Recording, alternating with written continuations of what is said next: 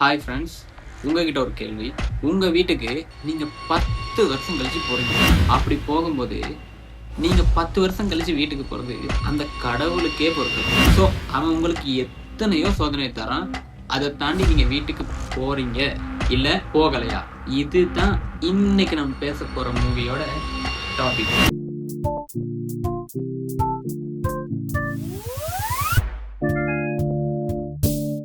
Video skip பண்ணாம பாருங்க. Full story உங்களுக்கு தெரியும் போது நீங்களே இந்த மூவியை பார்க்கணும்னு ஆர்வப்படுவீங்க. வெல்கம் ஃப்ரெண்ட்ஸ், இது நம்ம ரீல் டாக் தமிழ் சேனல். நான் உங்க திலீபன். இன்னைக்கு பார்க்க போற மூவிக்குள்ள போறதுக்கு முன்னாடி நம்ம சேனலை நீங்க இன்னுமே சப்ஸ்கிரைப் பண்ணலன்னா மறக்காம சப்ஸ்கிரைப் பண்ணிருங்க. ஹாலிவுட்டோட பிக்கஸ்ட் ரிலீஸே இந்த மூவி தாங்க அப்படின்னு ஃபுல்லாவே சொல்ல மாட்டேன், இருந்தாலும் ஓரளவு பிக்கஸ்டான ஒரு ரிலீஸ்னே சொல்லலாம். இந்த மூவி தான் ஓடிசி. இந்த மூவியை பத்தி நீங்க கேள்விப்பட்டிருக்கேன், என் நாவல்ஸ்லயே நீங்க கேள்விப்பட்டிருக்கலாம். அதாவது இது ஒரு நாவல் பேஸ்ட் மூவி தான். ஓகே, இந்த மூவியோட டிரெக்டர் யாருன்னு கேட்டீங்கன்னா நீங்க அலறி போயிருவீங்க. அவர் தான் நம்ம கிறிஸ்டோபர் நோலன். கிறிஸ்டோபர் நோலன் சொன்னதுமே ஞாபகம் வருது நமக்கு அந்த டார்க் நைட், அப்புறம் இன்டர்ஸ்டெல்லர், அப்புறம் மாதிரி இன்செப்ஷன், அப்படி அப்படியே போய்கிட்டே இருக்கலாம். அண்ட் அதுக்கு அப்புறமா அப்படின்னா 3 வருஷம் கழிச்சு கடைசியா இப்ப அவர் கொடுத்த படம் தாங்க ஒடிசி. இந்த படத்தை பத்தி பேசியே ஆகணும் தான் இன்னைக்கு நான் வீடியோ போடுறது. என்ன காரணம்னா, இந்த மூவி சும்மா $250 மில்லியன் யூஸ் பண்ணி எடுக்கப்பட்ட ஒரு படம். ஆனா இந்த மூவி ரிலீஸ் ஆகி ஃபர்ஸ்ட் வீக்கெண்ட்லே, அதாவது வீக்கெண்ட்ல தான் ரிலீஸ் பண்ணினாங்க. வீக்கெண்ட்னா அப்படி வீக்கெண்ட்ல ரிலீஸ் ஆகி வீக்கெண்ட் முடிகிறதுக்கு முன்னாடியே $264 மில்லியன் பாக்ஸ் ஆஃபீஸ் கலெக்ஷனா வச்சிருக்குங்க. ரைட், ரொம்ப ஓட்டிட்டு போகாம இந்த மூவியோட கதையை பத்தி இப்ப பேசலாம். இந்த மூவி வந்து ஒரு நாவல் பேஸ்ட் மூவியா தான் எடுக்கப்பட்டது. ட்ரோஜன் வார் முடிஞ்சு த ஒடிசியஸ் அப்படின்னா லிஜெண்டரி கிங் ஆஃப் இத்தாக்கா அப்படின்ற ஒரு அரசன், அவர் வந்து வீட்டுக்கு போகணும். அதாவது வார் முடிஞ்சு வீட்டுக்கு போறாரு. ஆனா அவரோட அந்த வீட்டுக்கு போற ஜேர்னில சிம்பிளா வீட்டுக்கு போறது முடியாத ஒரு காரணமா இருக்கு. என்னன்னா, அவருக்கு அந்த நாட்டோட கடவுள்களே அப்படின்னா கிரீக் காட்ஸ்ன்னு சொல்றாங்க. கிரீக் காட்ஸ்னா அவங்க வந்து அந்த கிரீஸ் நாட்டோட கடவுள்கள்னு சொல்றாங்க.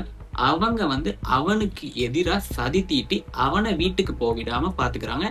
அண்ட் முக்கியமா சமுத்திரம், கடலை வச்சு தாங்க பண்றாங்க. அப்புறம் அந்த சைக்ளோப்ஸ் மாதிரி மித்தலாஜிக்கலான மான்ஸ்டர்ஸை கொண்டு வந்து அவனை அட்டாக் பண்றாங்க. ஸோ அவனும் நிறைய ட்ராப்ஸ்ல இருந்து தப்பிச்சு வீட்டுக்கு போறதுக்கு ட்ரை பண்றான். அண்ட் இந்த 10 வருஷம் ட்ரோஜன் வார் முடிஞ்சு இப்ப திரும்பி போக நினைக்கிறது அவன் பண்ண பெரிய பாவமா அவன் நினைக்க போறாங்க. அதுலதான் இந்த கதை போகுது. அப்புறம் இந்த ஒடிசியஸ் அவர் வீட்டுக்கு போறாரா அப்படின்றதுதான் கதை. வீட்டுல அவரோட பொண்டாட்டி ஃபெனலோப் அவருக்காக காத்துட்டு இருக்காங்க. அண்ட் அவரோட மகனும் இப்போ வளர்ந்து பெரிய ஆளாவிட்டான். இப்போ இந்த டைம்ல இவர் வீட்டுக்கு போயாகணும்ன்றது அவரோட ஸ்டேட்டஸ். ஸோ அவர் வீட்டுக்கு போறாரா இல்லையா, அதுதான் இந்த மூவி. ரைட்டு, இந்த மூவியை நம்ம எதுக்காக பார்த்தாகணும்னா இந்த கிறிஸ்டோபர் நோலன் தாங்க. ஏன்னா இவரோட மாஸ்டர் பீஸ் மூவிஸ் எல்லாமே தரமா இருக்கும். அதுல இப்போ கடைசியா வந்திருக்க இந்த மூவி வேற லெவலா இருக்காங்க. தியேட்டர் எக்ஸ்பீரியன்ஸ்லாம் தெருக்கிதான். இந்த மூவி ஸ்பெஷலா 42 அப்படின்னா உலகத்திலேயே 42 தியேட்டர்ஸ்ல மட்டும் ஸ்பெஷலா டெலிகாஸ்ட் பண்ணிருக்காங்கன்னா என்ன காரணம்னு வீடியோல லாஸ்டா சொல்றேன். அடுத்ததா இந்த மூவியை ஏன் பார்க்கணும்னா, இந்த மூவில இருக்க காஸ்ட்டுங்க தாங்க.